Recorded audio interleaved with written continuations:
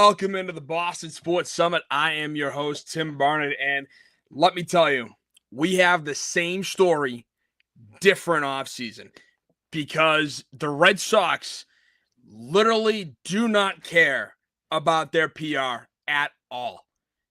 The fact that Kyle Schwarber's gone, which is fine, but then Pete Alonso, and they think that Alonso being gone is, all right, no big deal. Atrocious. Absolutely disgraceful what the Red Sox have done. Then, hey, listen, we're going to talk about that. We're going to talk about the New England Patriots. We're going to talk about, their big game, hat and t-shirt game versus Buffalo later in the show. It's going to be a good one, I think, on Sunday. And then we got a little bit more Bruins talk on top of the fact that Jeff Kent's a Hall of Famer. Really? Really? What are we going to do? Is this the Hall of Mediocrity now? And if that's the case, I don't want it. I don't want it. No one gets in the Hall of Fame. So those are going to be the topics tonight. And first, like I said, we got to talk about the Boston Red Sox. Nothing has driven me more up a wall with this team than them coming out, spewing a bunch of bull, and just constantly saying, okay, yeah, but, we tried. We didn't do it. We were just interested. And that's the problem that I have with them. They're interest kings. And the thing is, there has been no better, and it's funny, because I was right before 2004, so I lived only a couple of the bad years, but when they were actually spending and getting really good, getting Manny Ramirez, having Noma and all that. But no better, I think, phrase fits the Boston Red Sox more than what was said by Lenny Clark in Fever Pitch with, careful, kid, they'll break your heart.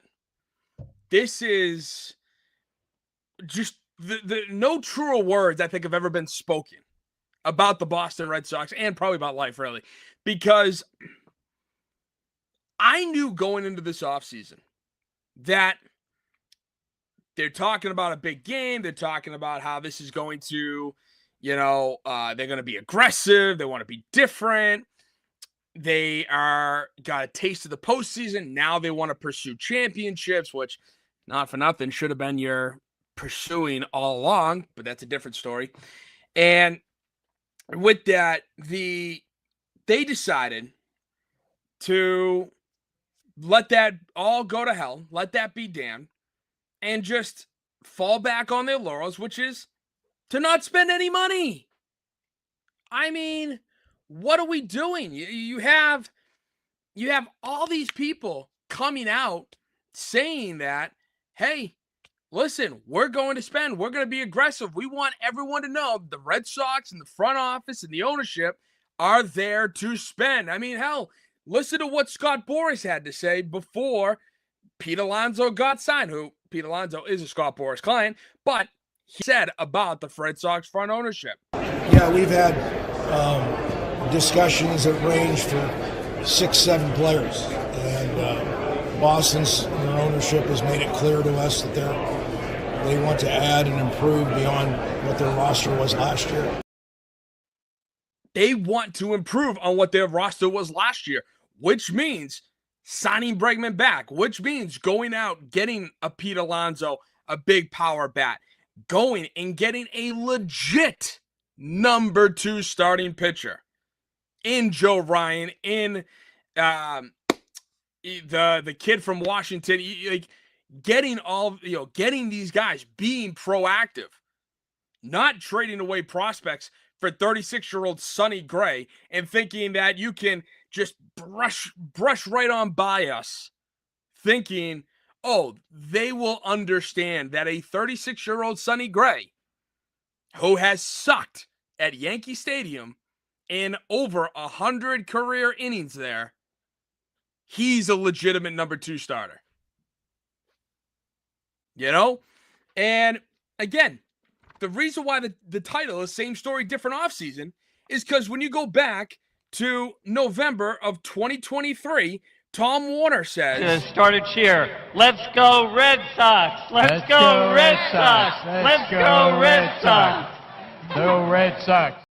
Okay, I'm sorry. No, he didn't say that in November 23. He said that in 2013. But no, Tom Warner was like, we're going to go full throttle this offseason. And that was the offseason you had Shohei Ohtani as the big-time free agent.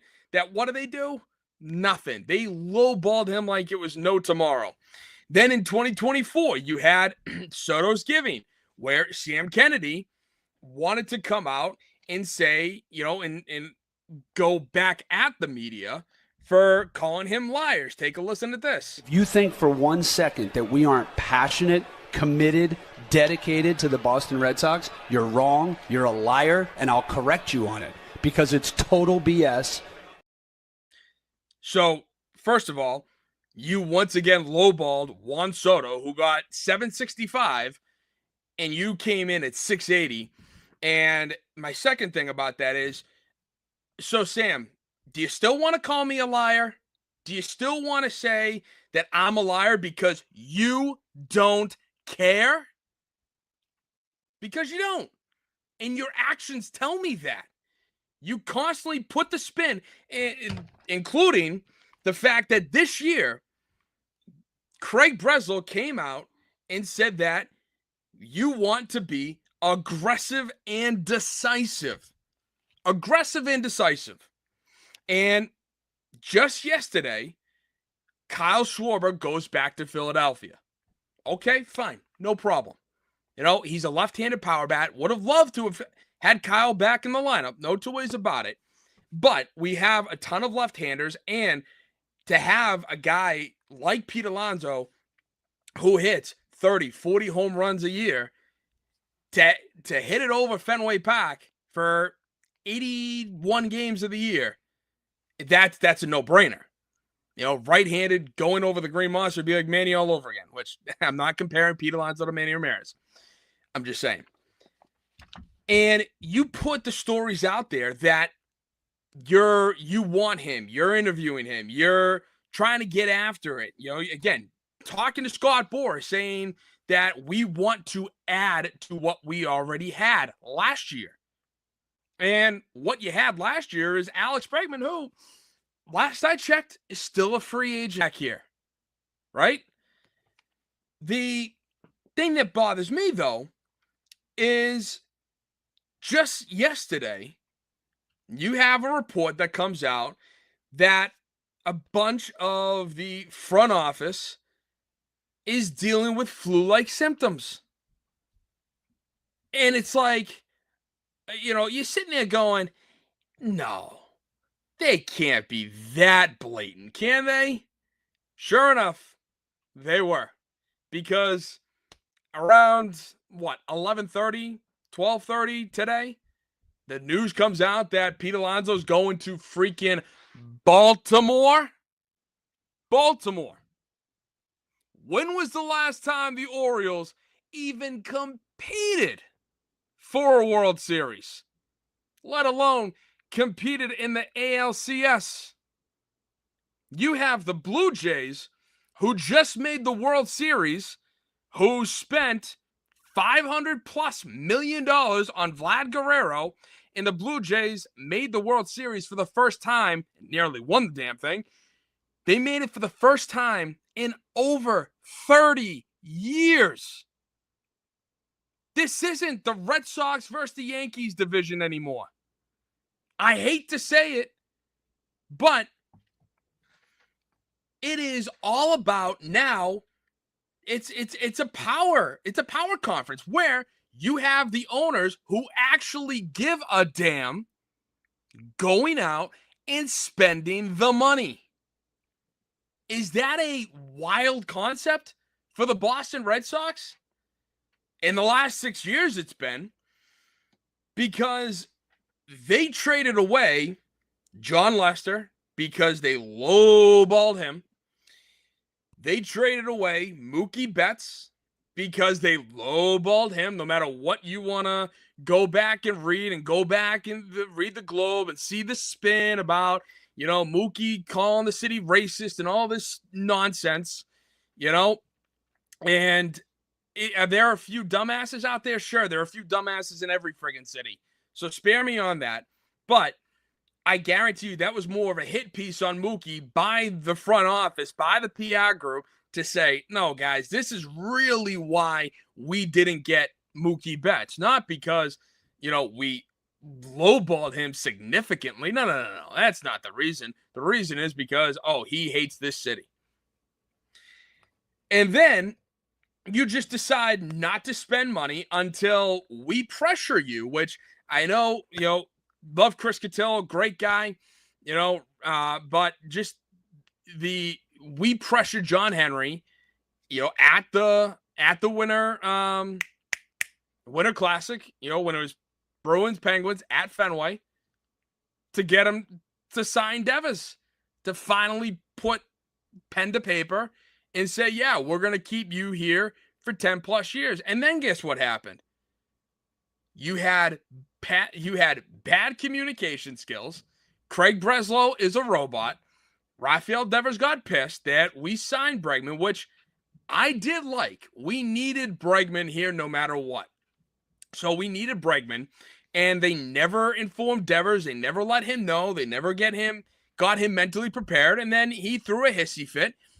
And then you trade him for a bunch of scraps. We've been through this story before, but the kicker is now we have $265 million off our books that we don't have to pay a cent to San Francisco for. Because that's the reason why we got all those scraps, is because they took the full brunt of that deal. And now we have $265 million bucks. And yet we haven't spent a dime of it. And don't tell me that Sonny Gray and Oviedo are those guys, because we haven't. We need a power hitter. And why are we going to spend more capital from our farm system to get these guys, to go out and build a lineup via trading prospects? Again, I have no problem with trading prospects. But when you have a guy who's making $5 and $155, what's the problem with that? He's 29 years old, Pete Alonso. He's done by 34, which is when most players are on the brink of retirement, going to DH and retiring. Where's the dead money? And he's been stable. He's been injury prone. So if you're worried about that, the funny part is, I'm wondering, do they even know what a premier baseball player costs now? Because that's my question. What do the Red Sox want?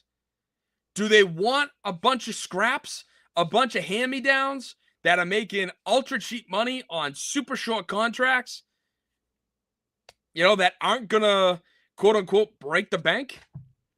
Or do they want these premier players, but on their terms? Do they want to win the World Series at all? Let alone compete for the playoffs, in the playoffs.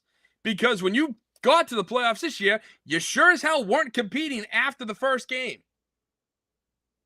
Hate to say it, but New York was the better team, clearly. I don't like it any more than you do.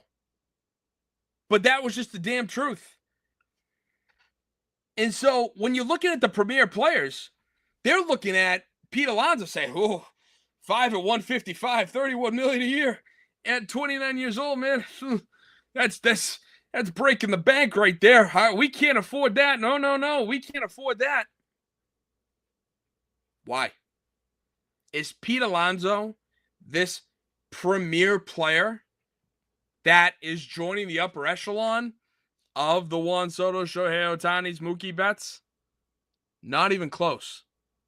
Because these premier players, Vlad Guerrero Jr.'s, the top 16 players in baseball in terms of the total salary, like what their total contract will be, it ranges from the lowest of $300 million to $765 million, with the lowest at 300 being Trey Turner. And then the highest, obviously, being Juan Soto. I just said his name. But in between, you have Yamamoto, Ohtani, Betts, Devers, Trout, Vlad Guerrero Jr., Aaron Judge, Francisco Lindor, Fernando Tatis Jr., just to name a few. But yet, they're looking at the Kyle Schwarber, Pete Alonso, and saying that's too rich for our blood. And you know why it's too rich for their blood, or how we know that it's too rich for their blood, is because it's been reported that the contract they sent over for Pete Alonso was for less years and significantly less money, quote unquote. Those are the exact words taken from the report on what they offered Pete Alonso. And you have Tyler Milliken, who I do respect his baseball knowledge. I don't agree with his analytics and all that stuff, but he said earlier today, or he's been talking about Pete Alonso, thinking that it's going to be tough for him to get a 4-year deal, and that it's going to be right around 120. So I wouldn't be surprised if the Red Sox offered 2 to 3 years, with maybe a fourth being a club option or something like that, for a total of around 100. I would not be shocked if it was somewhere between 100 and 120. I wouldn't be, especially with that report coming out not too much longer after all of this stuff. And the ultimate problem that I have, and that you should have as a Red Sox fan, is that this ownership group, if you haven't figured it out by now, this ownership group runs the Red Sox as a legitimate business. That's their philosophy. Whereas our philosophy is this is our passion. This is what we love. This team is what we love. We love that logo. And when guys perform wearing our logo, we will love them forever. I can tell you a vast majority of the players on all 4 Red Sox teams, because those teams stick with you. You love those teams. They always have some sort of quirk to them. 04, being the idiots. 07, they were just that damn good with Josh Beckett. 13, Fear the Beard. And then 18, the best Red Sox team ever. And they don't care about that. John Henry is so worried about his pocketbook. It's so worried about his bank account. Even though, fun fact, he's the 6th richest owner in Major League Baseball. And the Fenway Sports Group is valued as the 3rd richest sports conglomerate in the world. Like, what are we doing? This is what bothers me. Sports, this aspect to it. Paying players, winning World Series, winning championships, fielding a freaking competitive team has zero to do. Zero. Now, you could say to me, well, Tim, you have to make sure you win the deals. You have to, make sure. Yeah, that is totally true. And I understand the business aspect of it. But in terms of, like I said, in terms of being a successful business, to price out your everyday fans, ranking, top 3 in the most expensive ballpark, tickets, and experience for a family of 4, top 3, to then spend bottom 10 in Major League Baseball on spending players year to year, that is what a business would do. But then what happens? You lose. You suck. You look like the frickin' Miami Marlins or the Tampa Bay Rays or the Oakland Athletics, Las Vegas Athletics, whatever the hell team they are, the Athletics. This is what bothers me, is the Boston Red Sox are not the Oakland A's. We're not Moneyball. We're not the Tampa Bay Rays. We're not the Miami Marlins, where we don't have a rich owner, where it's not all like we're trying to pull pennies. This isn't us. John Henry has set a precedent of spending money. Now, I understand he got into some bad contracts, but he also got out of those bad contracts. That, I feel like, is the part he wants to forget. You know, with the Kyle Crawfords, with the Pablo Sandovals. He got out of them. And yet, now we're so worried about trying to save a couple of bucks that, God forbid, we meet the power bat, which Craig Breslow has said that we need. We need that right-handed power bat. Pete Alonso, to a T, first baseman. We're so worried that we can't come. Like I said, is only $155 million. Half of what Trey Turner makes. Slightly over, but you get my piece. You know, we want to see a team and an ownership that wants to spend money. And the worst part is, too, they keep throwing it in our face. They keep leaking the reports out there. They keep throwing it out there that we want to be aggressive. We want to go out there and win. We want to, hey, talk is cheap. Sam Kennedy said that 2 years ago, or last offseason, that talk is cheap. Actions matter. Hell, they got Scott Boras to, I don't know if he was just playing a bit, or if he truly believed what they were saying. John Heyman, all the Red Sox beat reporters, we're talking about how this offseason is going to be different. Hell, you have Pete Abraham in the Globe today, before Alonso got signed, saying that the Sox also have Pete Abraham said in the Globe today, quote, the Sox also have the opportunity to double down and sign first baseman Pete Alonso.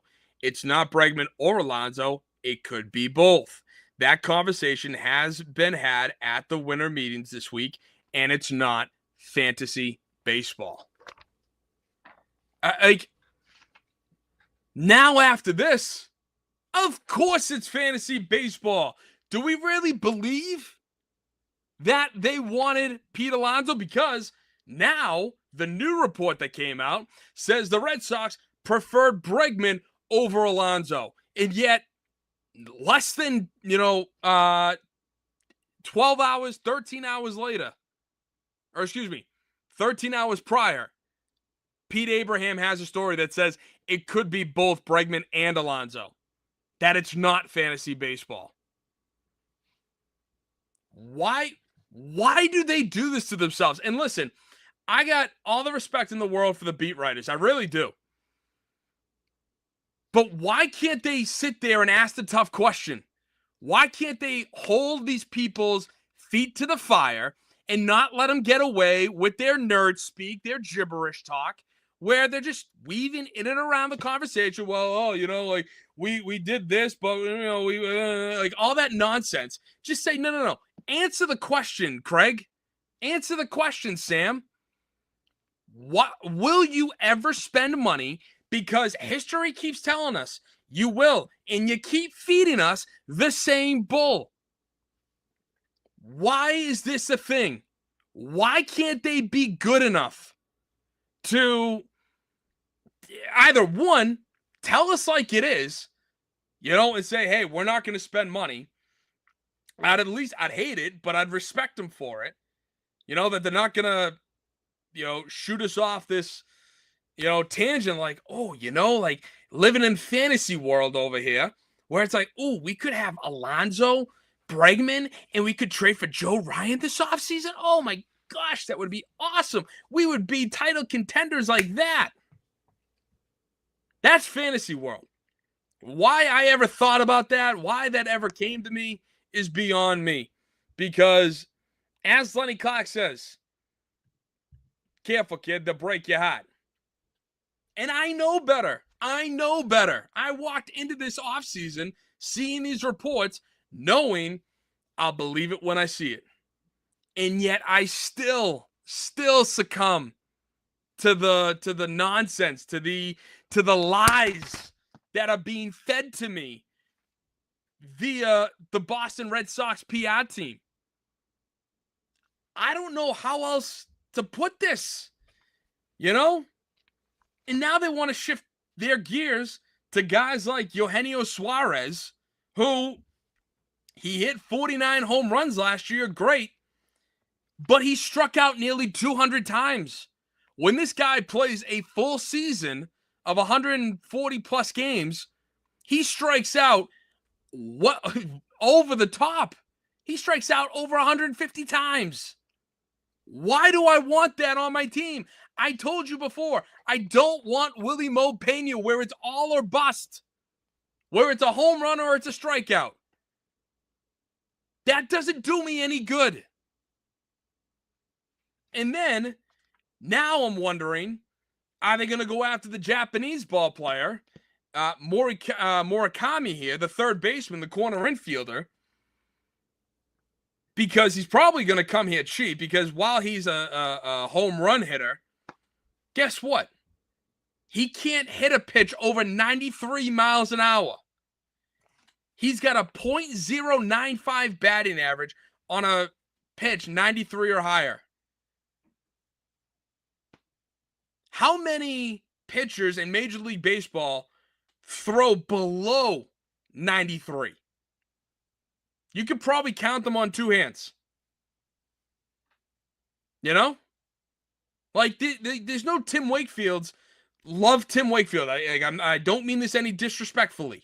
I don't mean this in a disrespectful way. But there are no Tim Wakefields out here whose fastball clocks in at 80 miles an hour. I'm sorry. You know? Like, it's absurd to me. And Eugenio Suarez, just to get back to him, he commits a significant amount of errors. He had 16 errors and has a negative defensive metrics. So again,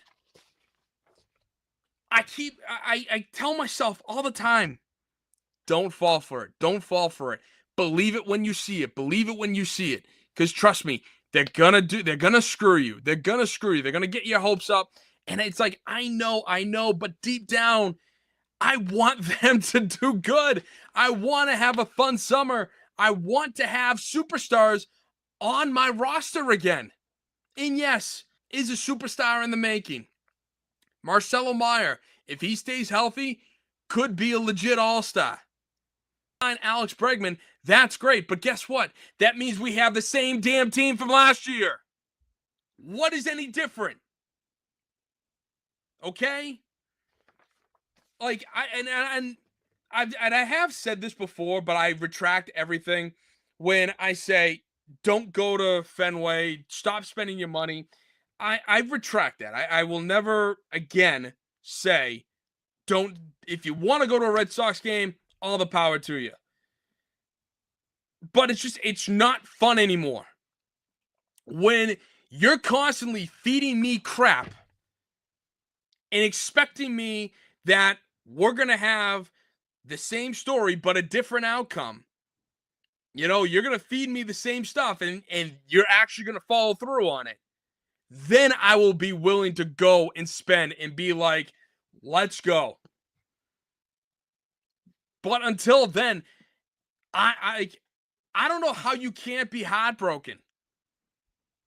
You know, over the fact that Pete Alonso, everybody, and I mean everybody, national media, local media, Scott Boras, made it look like Alonso was going to be a Red Sox and that we would have our legitimate power bat.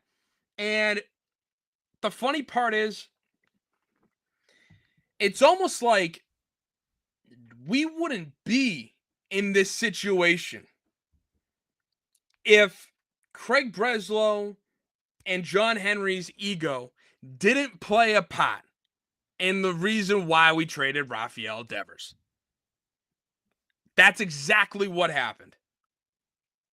Their egos got in the way.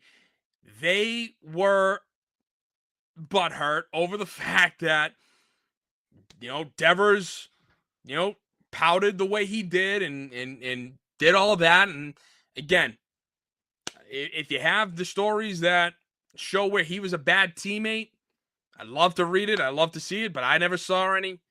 So, that's kind of where it's like, well, if the guy wasn't a bad teammate, but he was an a-hole to front office and ownership, tip of the cap to you, buddy. Like, you said what I've been wanting to say for years. It's so infuriating, that they don't care. They will lie. They lie to your face every November and every December. They lie. And as much as people in the past want to give Craig Breslow and John Henry credit for signing Alex Bregman, I don't. I did it first, but then when I looked at the deal itself, it was 3 one-year deals at $40 million. So why would I want to give credit for that type of contract? Because essentially you're signing Alex Bregman to a 1-year deal. That's not spending money. Yeah, $40 million for that 1 year is a lot of money. Is a lot of money for Major League Baseball. But when you could have had him for a longer period of time on a lesser deal, maybe around 30 to 35, somewhere in that range, hell, maybe even 33. Give him that type of contract. What's the problem with that? Well, according to them, it's too rich for their blood. 5 at 150 is too rich for their blood. And yet, we're the third most expensive, or we're in the top 3 of most expensive ballparks for a family of 4. Between the seats, the beer, the food, the merchandise. And John Henry's over here crying poor, like, oh, give me the CBA next year that I want, which would put a cap on spending limits because I'm poor. And then the funny part is they'll go home and be like, oh, well, we got you 4 World Series championships. Yeah, take them all back then. I don't care. And I feel like that's not me. Yeah, you could say that's me being selfish. But with how everything is played out, it's almost like I would rather them continue to spend and continue to try, damn it. Is it that hard to ask? Try. Because you're sure as hell on if you're going to keep throwing those numbers out there. So, oh my gosh. All right. That's the Red Sox half hour. Because it's the same story, different year. Different offseason. Moving on to a team that actually does try and is actually playing for something. The New England Patriots got a big-time matchup against Buffalo this week where it's going to be a hat and t-shirt game. And I'm excited, man. I don't know how you can't be. To be excited for this type of situation where, hey, we have our team. We have the capability now to take down Buffalo. This could be the first time we take down the Bills in, oh my goodness, 5 years. That's what we want. That's what I think we all want to see. And yet they are going to face a tough task because we did beat them up in Buffalo on a last-second field goal. You know? So, to go back to look at the positional comparisons, I did give us the edge, and I'll tell you why in just a minute at the quarterback position. At the running back position, I'm still nervous about Ramondre Stevenson and Travion Henderson, so that's why I gave James Cook the edge. But a receiver tight end, I gave the Patriots the edge. O-line, they have a healthier O-line than we do, so I gave the Bills the edge. Sorry for the typo, you know why. And then for the defense and special teams, I gave us the edge. And going back to the quarterback position, this is why I gave us the edge. Josh Allen has played in 13 games. Drake May has also played in 13 games. But Josh Allen has thrown for 3,083 yards. Drake May has thrown for 3,412 yards. Drake May has got a 71.5 completion percentage to Josh Allen's 70.1, but Drake May's got 23 touchdowns to 6 interceptions. Josh Allen has 22 touchdowns to 10 interceptions. Then Drake May has the better passer rating at 111.9 to Allen's 102.9. And then Drake May also has got the better QBR at 72.2 to Josh Allen's 65.2. And yes, the numbers help my case in terms of taking Drake May over Josh Allen. But I'll tell you, just even watching the two, I would want Drake May right now. With how he's playing and how he's dissecting the game, figuring it out. And yeah, McDaniels is probably a big help to that. I like what Drake May is doing. You know, and don't get me wrong, Josh Allen is a physical freak. He can do a lot. Look at what he did against Cincinnati on Sunday. The way he was able to solidify that game, running the football like that, just running right up the middle, getting those big time yards, converting that, what was it, 3rd and 15 there, where he was all the way backed up, but got 18 out of it to pretty much seal the deal against Cincinnati. So Josh Allen can do a lot, but I feel like there are some Josh Allen tendencies that he's reverted to as, you know, from his past that he's reverted to this season, which is why he's got 10 interceptions. But now when you look at the team offense, team defense, the Bills offense is 11th in the NFL, throwing for 225.9 yards per game. The Patriots pass defense allows 206.9 yards per game, which ranks 14th in the NFL. Buffalo is number 1 in rushing yards per game, gaining 157.8 per game, whereas the Patriots are 3rd in the NFL, which they've fallen back a little bit since Milton Williams and Kyrus Tonga's absences. But the Patriots' rush defense only gets 89.5, or only allows, 89.5 rush yards per game, which is 3rd in the NFL. And then the Bills' scoring offense scores 28.9 points per game, which is tied for 5th in the NFL, whereas the Patriots' defense only allows 18.5 points per game, ranking 5th outright in the NFL. Now, if you switch sides, the Patriots offense is 2nd in the NFL, throwing for nearly 250 yards per game at 249.7. But the Bills defense ranks 2nd in pass yards per game at allowing only 171.8 yards per game. The Patriots rushing attack is not as strong as Buffalo's, ranking 21st at gaining 112.9 rush yards per game, but the Bills defense is not great at stopping the run, allowing 135.2 rush yards per game, which is 28th in the NFL. And then when you talk about scoring, the reason why the Bills score so many points, because they kind of have to. Because the Patriots, they score 27 points per game, which is 7th in the NFL, but the Bills allow 22.5 points per game, which ranks 14th. So this game, there was some good and there was some bad. Drake May has not. This is not going to be Drake May's first time going against a defense that is top 5 in pass yards allowed per game.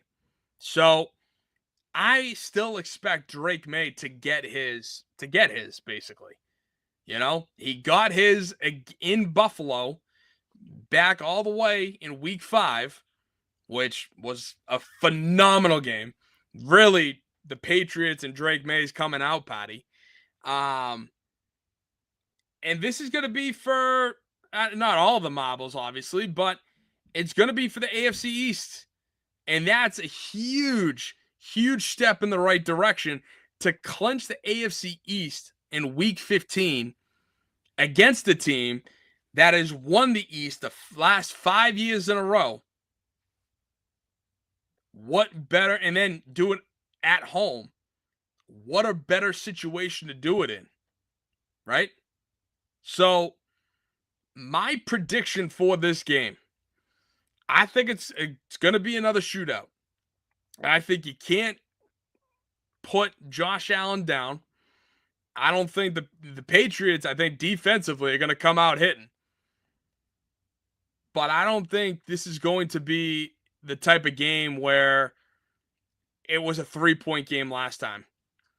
I think both teams have improved since their first meeting, though Josh Allen and the Bills have regressed several times, losing to inferior teams.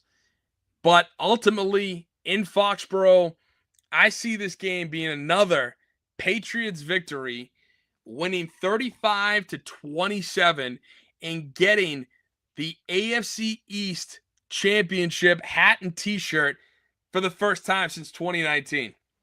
I think that's going to be so fun, so electric. I know Pats Nation is going to show up and show out for this game because we have the possibility to do more. And I said here not too long ago that this 2-game stretch coming out of the bye, Buffalo at home, Baltimore on the road, which Baltimore did get flexed to Sunday Night Football, so that's going to be fun.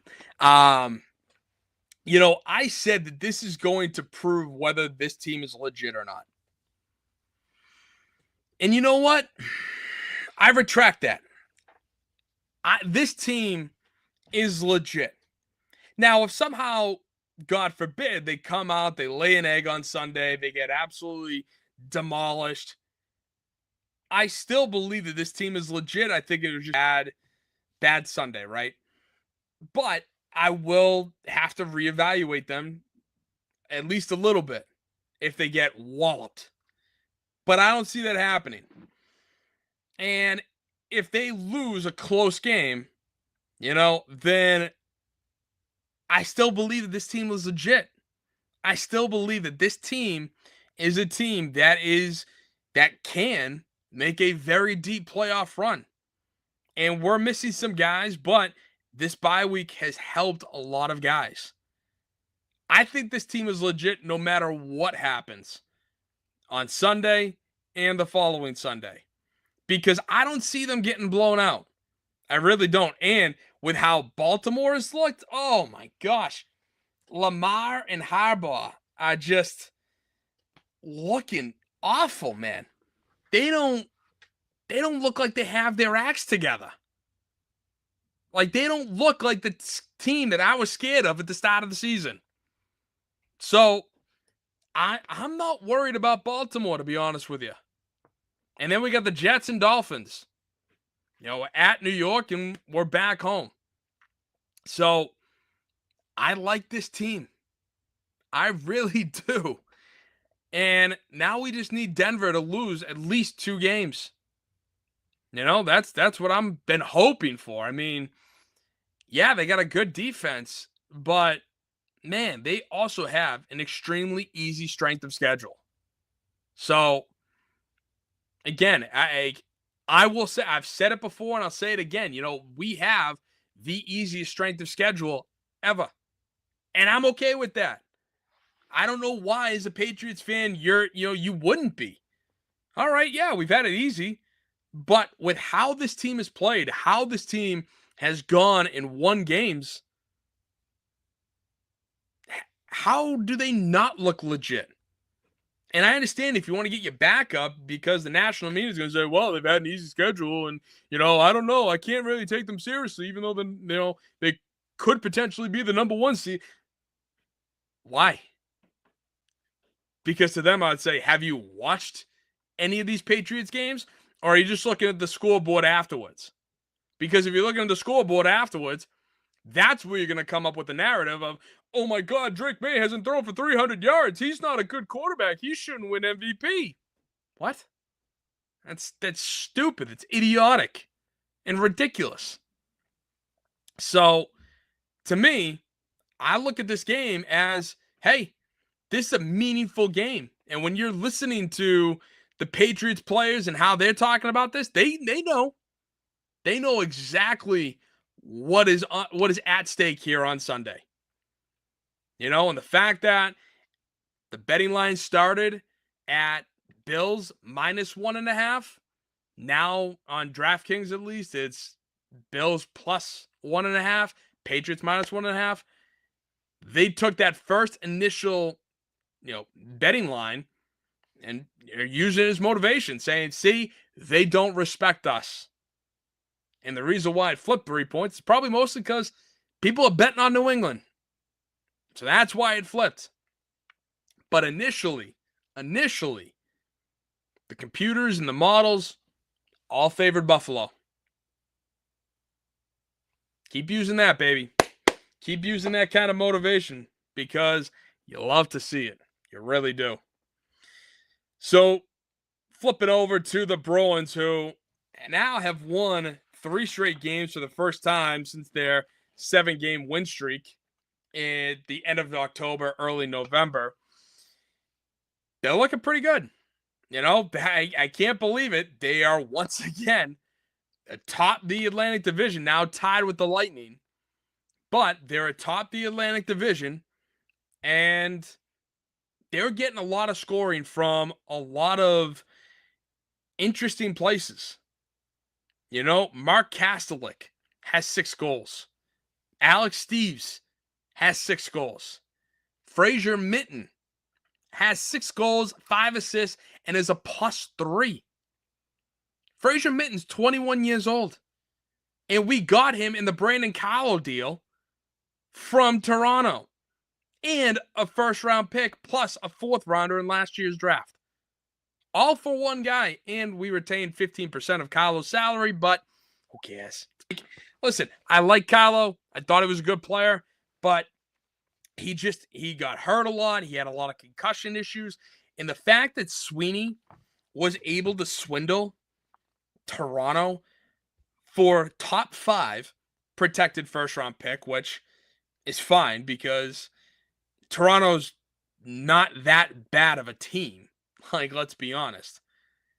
They might be in the lottery. As of right now, they are in the lottery. But they're not so bad where they have very little chance of getting that top 5 pick. So that's huge. That would be a second first-round pick in next year's draft on top of ours. And we got this 21-year-old kid who has been killing it. He's taking full advantage of everything that's coming his way. And I'm here for it. I love to see it. And this is where I've said it before, and I'll say it again. Don Sweeney, for all his drafting flaws, for all the flack I've thrown his way over the years about signing Swayman, trading Allmark, and not being able to draft, still harping on the 2015 draft from 10 years ago. You had 3 first-round picks, and how many of them are currently on the Boston Bruins right now? And how many of them are in our organization? 0. So, I will still bring that up until I'm, again, proven otherwise.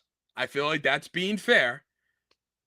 But when it comes to his trading, when it comes to him being able to identify NHL talent and being able to throw a couple prospects and picks in such a way that brings them over, it's been working out, man.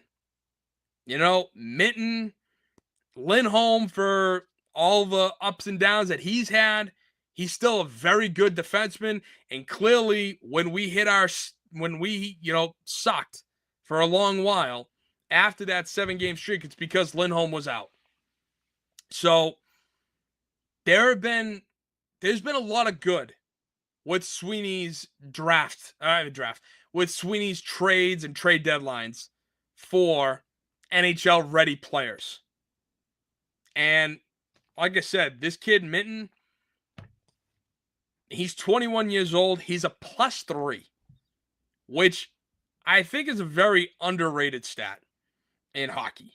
So 6 goals, 5 assists, +3. Help build around him. Make him one of the centerpieces. You know? Don't trade him unless you can get like a stupid, unless you could find somebody so stupid that they'd send, I'm hyperbolic here, I know, but I'm saying that they'd send a Connor McDavid or a Leon Draisaitl and Fraser Minton's like the top part of the deal, then yeah, of course you do that. Otherwise, you take this kid and you help build around him, and hopefully some of the BC kids that we have can come through the system and work themselves out. I mean, BC is an interesting thing. We'll see. We'll wait and see, I guess. But this team has to get younger, and we have to get better at forward. We got to get more talent in, and it seems kind of like we're on that way a little bit. So, listen, I think the Bruins, like I said, I think they're going to sneak into the playoffs on the last day. But if they keep, kind of their ebbs and flows like this, I don't see why they can't. I don't see why they can't be one of the top 3 teams in the Atlantic Division now. So that's a fun one. But now I want to give you my thoughts. So earlier this week,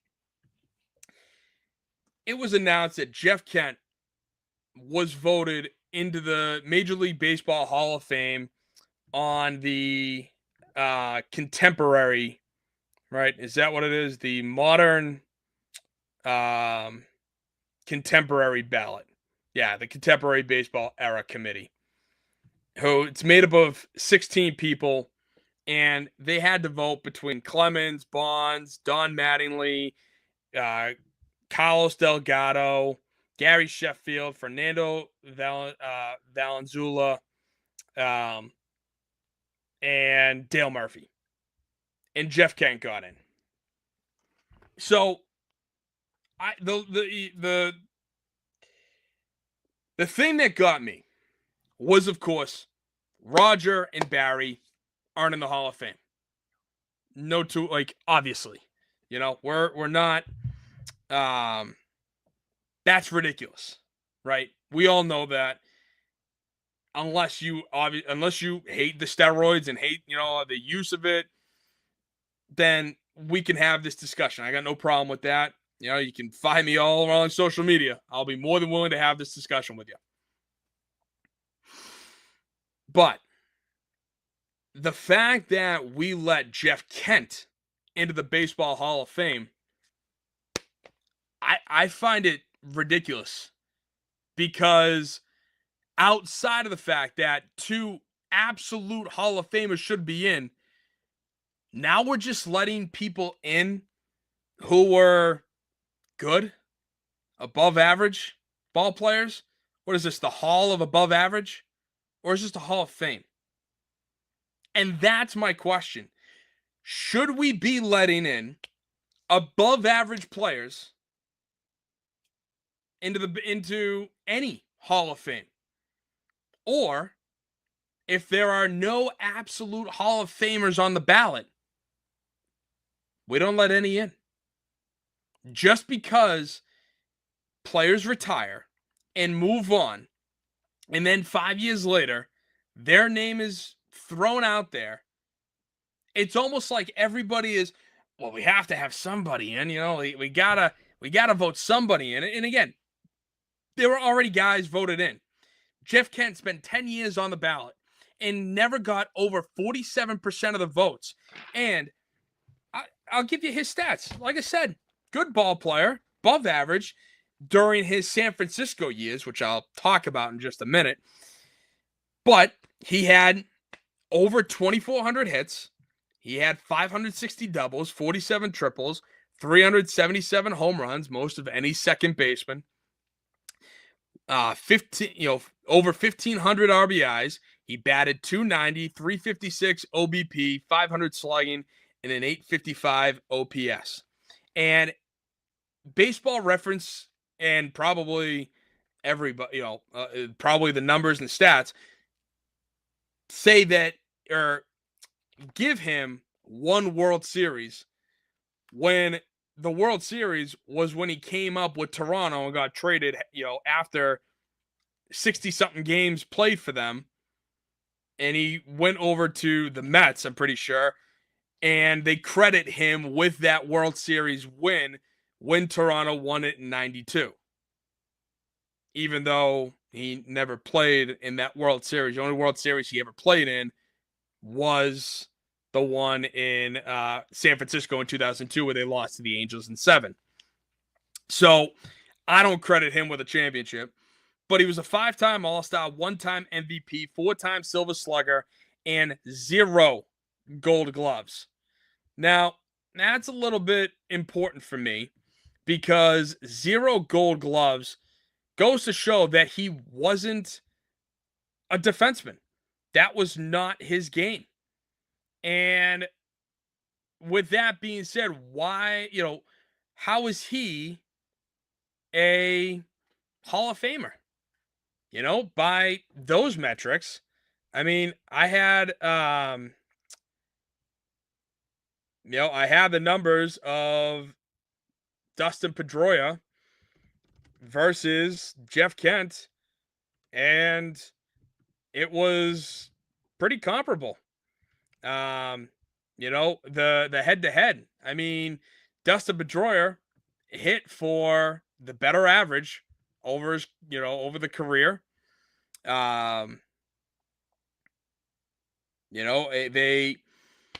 Dustin won multiple championships. He's got the 2 championships. He's got, like I said, he has a higher batting average. He's got more stolen bases. He's got the better on-base percentage. So I don't see why, this is, and that's just over both their careers, right? So both their careers,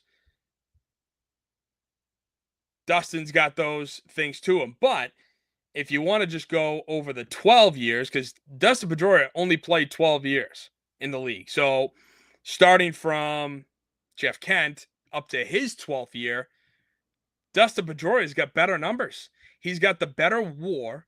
He's got more hits than Jeff Kent. And, he's got 4 Gold Gloves. Dustin has. Hell of a defenseman. And Jeff Kent has also been known to be kind of an a-hole to his teammates. So there's a reason why he kept getting 47% of his vote. So the ultimate thing is, though, we're talking about guys who are above average. And like I said, I respect what Jeff Kent did.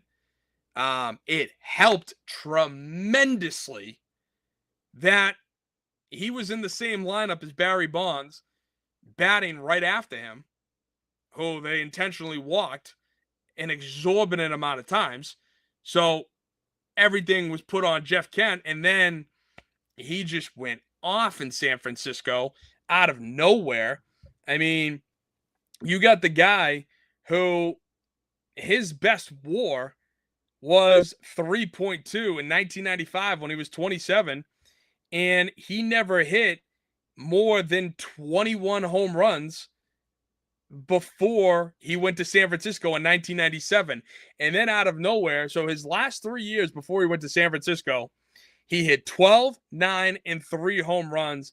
Or excuse me, that it was split between two teams. So he hit 12 home runs. His last 4 years from the Mets, he hit 21 home runs, 14 home runs, 20 home runs, and then 12, which was split between the Mets, and he got traded to Cleveland. Then when he signed with the Giants in 1997, out of nowhere, and I'm pretty sure that AT&T Park, if it's still called that, is more of a pitcher-friendly ballpark, but I digress. Out of nowhere, he jumped at age 29 to 29 home runs, 31 home runs, 23, 33, 22, 37, and then that was his entire time as a Giant. Out of nowhere. And Barry Bonds was his teammate? Not saying anything. I'm thinking it. I'm just not saying it. Again, regardless of whether that's true or not, allegedly, you know what I'm implying, regardless if it's true or not. It's just bizarre. Like, I look at Jeff Kent's career and I'm like, yeah, you had a good career. You did. But you're above. This is the Hall of Fame. I want guys who are the best of the best, the most talented, to be in the Hall. I don't want my Hall of Fames to be watered down. I don't want guys who were very good for a very short amount of time. And listen, I love Dustin Pedroia. I want him in the Hall of Fame. I objectively look at it. Before Jeff Kent got in, I think I would err on the side of no. I'm sorry. Unfortunately for Pedroia, he only lasted 12 seasons, and the final 2 were he barely played because he was hurt so much.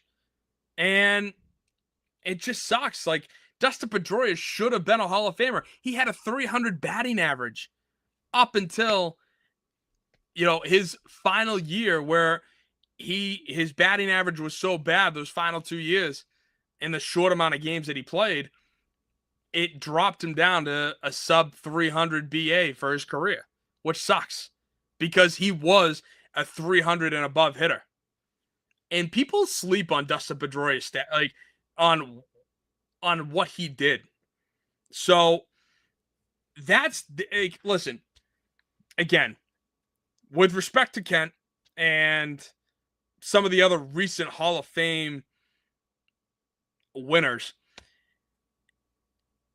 it's almost like the Hall of Fame in every sport is being diluted time after time after time because the guys that are getting in were very good or above average for a very short window, or that very short window they were elite. Okay, they were the best during that very short window over maybe a 2 to 4 year span. But then the rest of their career has been average or above average. So what, are we basing them in just because of that 2 to 4 year time frame? Or are we going to really set in, hey, these guys, Barry Bonds, Roger Clemens, they're Hall of Famers? Because when you look at what he did even prior to Barry Bonds blowing up, Roger Clemens, they were still elite and still doing top tier stuff. Barry, again, the whole thing with steroids in baseball, it helped you go longer. It helped you stay healthier longer. It's not like it gave you better eyesight or, it just made you last in the gym longer. It made you heal faster. So when you play over the course of 5 to 6 months, it makes sense. You'd want to do that. And I used to be one of these guys who hated the steroid people, who never wanted them in, absolutely not, under zero circumstances. But the older I got, the more I studied it, the more I understood where I'm like, here I thought back then when I was a kid that, I gave you better eyesight where you're like, that baseball became a freaking beach ball. That's why you were hitting it, and it, inflated your muscles and you got stronger out of it. Like, why you do get stronger, but you get stronger because you're in the gym, because you're pushing yourself for a longer period of time rather than doing it naturally where you can't go as long or you break down easier. You have a bad month during the middle of the season, dog days of summer. But for these guys, they were good to go the entire time. And that's why Roger Clemens, Barry Bonds should be in the Hall of Fame. Steroids, we should be, who cares at this point? Because not for nothing, Bud Selig, let it go on. You're telling me that they didn't? It just so happened that one investigative journalist dug through the right trash. That's it. So, give me my Hall of Fames back where it's legitimate Hall of Famers. Legitimate. Not short period. Not guys who are above average. But legitimate. If that means you shrink the Hall of Fame, so be it. So, tell me what you think. Don't forget to comment down below. You can also follow me on Instagram, Boston Sports Summit, on X, BOS Sports Summit, and then on YouTube. And don't forget to check out the Grid Network. Bunch of great guys who, again, talk about sports. Great content over there. And we got Saturday morning tailgate. Talk about some college football. Got a big thing with Notre Dame this past weekend. So, you'll hear some more about that on Saturday, 10 a.m. Eastern. But otherwise, this is the Boston Sports Summit. I am your host, Tim Barnett. We are presented by the Grid Network. Thank you so much for tuning in. Really appreciate you all. And I'll see you next week. And as always, have a great weekend. And God bless. Thank you.